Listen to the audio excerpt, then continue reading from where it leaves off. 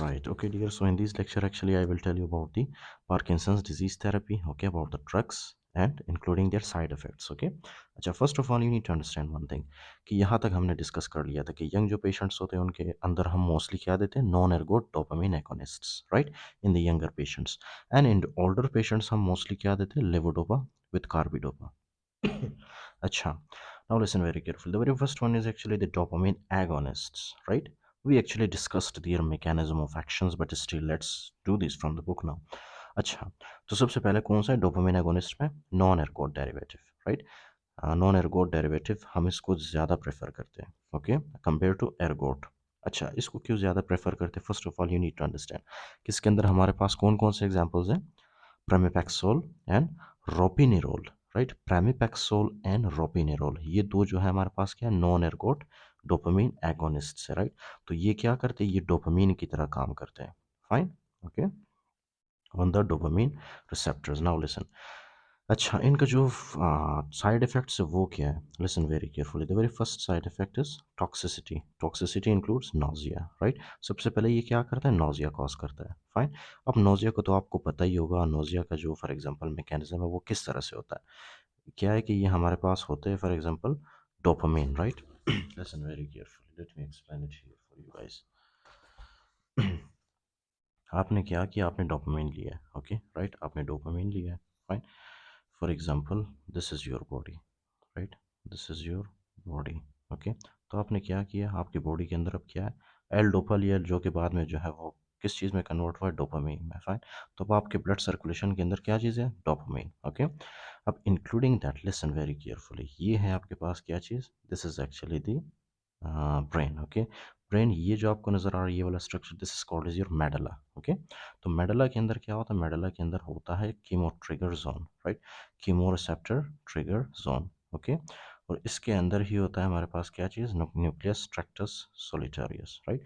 अब ये जो डोपामीन है इसका जो फॉर एग्जांपल रिसेप्टर है, ये होता ही होता है, मतलब ये तो हमारे न्यूरॉन के अंदर होते ही है, राइट. बट डोपामीन का जो रिसेप्टर है ये हमारे सेंट्रल नर्वस सिस्टम के ये जो कीमो ट्रिगर जोन है, राइट, यहाँ पे भी प्रेजेंट होता है, फाइन, ओके. तो जैसे ही ये डोपामिन आके इस कीमो ट्रिगर जोन के साथ अटैच होता है, तो कीमो ट्रिगर जोन जब स्टिमुलेट होगा तो ये कीमो ट्रिगर जोन क्या करेगा, न्यूक्लियस ट्रैक्टस सोलिटोरियस को स्टिमुलेट करेगा, राइट. फिर न्यूक्लियस ट्रैक्टस सोलिटोरियस से कुछ फाइबर्स निकलते हैं, ओके. और ये फाइबर्स क्या करते हैं, ये फाइबर्स एक्चुअली में जाके आपके गैस्ट्रो इंटेस्टिनल ट्रैक्ट को सप्लाई करते हैं, फाइन, इस तरह से, ओके, आपके स्टमक को. और ये क्या करते हैं, ये एक्चुअली में कॉज करते हैं anti peristaltic movement, okay, anti peristaltic, peristaltic, okay, movement, right. अब जाहिर सी बात है, अगर इसके अंदर फूड होगा, ओके, तो जब इसके अंदर एंटी पेरिस्टाल्टिक मूवमेंट शुरू होगा तो ये फूड नीचे से ऊपर की तरफ आएगा, ओके, राइट. और ऊपर की तरफ आने के बाद ये आपके मुंह से निकल जाएगा, ओके. तो इस तरह से ये नोजिया वॉमिटिंग कॉज करता है, अंडरस्टूड, ओके. कुछ ड्रग्स होते हैं जो कि डायरिया भी कॉज करते हैं. डायरिया कैसे कॉज करते हैं कि न्यूक्लियस ट्रैक्टस सोलिटोरियस से कुछ फाइबर्स आते हैं आपके गेस्ट्रो इंटेस्टिनल ट्रैक्ट को इनर्वेट करते हैं, ओके. और यहाँ पे इसकी मोटिलिटी को इंक्रीज करते हैं, मोटिलिटी, राइट. जब इसकी मोटिलिटी इंक्रीज होगी तो यहाँ पे आपके इंटेस्टिन के अंदर जितना भी फॉर एग्जांपल कंटेंट वाटर वगैरह होगा वो सारा आपके एनल कैनाल से बाहर निकलेगा, right, and that will lead to the diarrhoea. ये सबसे सिंपलेस्ट तरीका है, राइट, एक्सप्लेन करने का. तो क्या है कि डोपामीन आप लेते हो, डोपामीन आपके ब्लड के अंदर जाता है, वो वाके कीमो ट्रिगर जोन को स्टिमुलेट करता है. कीमो ट्रिगर जोन कहाँ पे होता है, एरिया पोस्ट्रीमा में, राइट. तो कीमो ट्रिगर जोन जैसे ही स्टिमुलेट होता है, इसके अंदर क्या होता है, nucleus tractus solitarius, nucleus tractus solitarius stimulate होगा. न्यूक्लियस ट्रैक्टस सोलिटोरियस से कुछ फाइबर्स निकलेंगे जो कि आपके गेस्ट्रोइंटेस्टिनल सिस्टम को जाके स्टिमुलेट करेंगे, fine, and anti peristaltic movement start होगा और नीचे से मोटिलिटी इंक्रीज होगी, simple. And that will lead to the nausea, okay, that will lead to the nausea, okay, sorry, nausea and vomiting, right. अच्छा, उसके बाद क्या, impulse control disorder, example gambling. अच्छा, ये जो पेशेंट्स होते हैं, राइट, डोपामिन एगोनिस्ट जब आप देते हैं इनको तो इनके ब्रेन के अंदर स्पेशली क्या होता है कि डोपामिन का जो कंसंट्रेशन है वो ज़्यादा होता है, फाइन. डोपामिन का कंसंट्रेशन ज़्यादा होने की वजह से ये जो पेशेंट्स हैं इनको जो फॉर एग्जांपल नॉर्मल बिहेवियर है वो चेंज होता है, okay. They will start gambling, okay, right. Impulse control disorder कहते हैं इसको, फाइन. उसके अलावा क्या, postural hypotension. If you remember in the first lecture I told you कि ये जो डोपामिन जैसे ही आप लेते हैं, राइट, इसको क्या करता है ये जो एल लिवोडोपा आप लेते हैं, इसको डोपाडिकारबोक्सिलेज कन्वर्ट करता है डोपामिन में, right, in the periphery, understood. और ये जो पेरिफेरी में कन्वर्ट होता है तो उसके बाद ये डोपामिन जाता है D1 रिसेप्टर्स के ऊपर, राइट। D1 रिसेप्टर्स कहाँ पे होते हैं? हमारे ब्लड वेसल्स पे। तो ये D1 रिसेप्टर के साथ जाके अटैच होता है और ये जो वेसल्स होते हैं इनकी क्या करवाता है? ये वेजोडाइलेशन, राइट। जैसे वेजोडाइलेशन होगा that will lead to the vasodilation, simple, okay. उससे क्या होगा आपका? उससे जो है पोस्चरल हाइपोटेंशन होगा, फाइन। एक तो वेजोडाइलेशन करता है, उसके अलावा ये जो वास्कुलर परमिएबिलिटी इसको भी इंक्रीज करता है, राइट।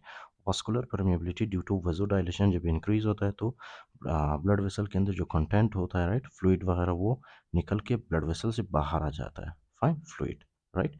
जिसकी वजह से क्या होगा? जिसकी वजह से एडेमा डेवलप होगा, fine, that will lead to the edema, understood, okay? From previous lectures I told you, I discussed these with you guys, I hope you remember. उसके बाद क्या है? उसके बाद है hallucination। अब hallucination क्यों होता है? Listen very carefully, right? Hallucination इसलिए होता है कि for example this is your brain, okay, this is your brain, understood, okay? और यहाँ पे आपका क्या था? मिड ब्रेन के अंदर यहाँ पे एक स्ट्रक्चर था which was called a substantia, okay, substantia Niagara, understood, substantia Niagara. अब सब्सटेंशिया नाइग्रा यहाँ पे, सब्सटेंशिया नाइग्रा के कुछ कनेक्शंस होते हैं हमारे फ्रंटल लोब के साथ, ओके, ये है फ्रंटल लोब, राइट। तो इसके कुछ फाइबर्स होते हैं जो कि फ्रंटल लोब के साथ कनेक्ट है, और इसके कुछ ऐसे फाइबर्स होते हैं जो कि हमारे लिम्बिक सिस्टम के साथ अटैच है, राइट, लिम्बिक सिस्टम, अंडरस्टूड। तो ये है लिम्बिक सिस्टम, ये है फाइबर्स, फाइन। और ये जो फाइबर्स है ये जाके क्या रिलीज़ करेंगे? वहाँ पे डोपामिन रिलीज़ करेंगे, राइट। लेकिन यहाँ पे हमारे लिम्बिक सिस्टम में नॉर्मली ये फाइबर्स क्या रिलीज़ करते हैं? मीज़ोलिम्बिक पाथवे कहते हैं इसको, राइट। और ये मीज़ोलिम्बिक पाथवे हमारे लिम्बिक सिस्टम में क्या रिलीज़ करते हैं? डोपामिन। लेकिन जब ये डोपामिन एक्सेस में यहाँ पे रिलीज़ होगा तो एक्सेस ऑफ डोपामिन यहाँ पे क्या कॉज करेगा? Hallucination, okay, hallucination, right. अब ये मीज़ोलिम्बिक पाथवे तब आपको समझ आएगा जब मैं आपके साथ शिज़ोफ्रेनिया डिस्कस करूँगा, okay. For now just trust me कि ये मीज़ोलिम्बिक पाथवे है, और इससे क्या होता है जब इसमें एक्सेसिव डोपामिन सिक्रीट होता है, so that will lead to the hallucination. इसी तरह से अगर आपका मीज़ोकॉर्टिकल पाथवे, अगर इसमें ज़्यादा डोपामिन रिलीज हो so that will lead to the confusion, okay, confusion, understood. अच्छा, तो ये एलुसिनेशन, उसके बाद कन्फ्यूजन, उसके बाद है स्लीपीनेस, राइट। स्लीपीनेस क्यों होता है? क्योंकि हमारे हाइपोथैलेमस थैलेमस के अंदर कुछ ऐसे न्यूक्लियस होते हैं जो कि हमारे वेकफुलनेस और स्लीप को कंट्रोल करते हैं, right, and they are all in connection with each other, right, they have connections with each other in the hypothalamus, right, those nuclei. अब ये जो फॉर एग्जांपल डोपामिन एगोनिस्ट है, ये क्या करते हैं? उस कनेक्शन को डिस्टर्ब करता है, जिसकी वजह से स्लीपीनेस कॉज होता है पेशेंट में, ओके। इसी तरह से एडेमा क्यों होता है? I told you, due to the postural hypotension. और ये किस वजह से होता है? Vasodilation and increase vascular permeability की वजह से, ओके। उसके बाद है एर्गोट। एर्गोट क्या है हमारे पास? It is actually bromocriptine, okay, and is rarely use due to the toxicity. ये बहुत ज़्यादा टॉक्सिक है, इसीलिए हम इसको रियरली यूज़ करते हैं।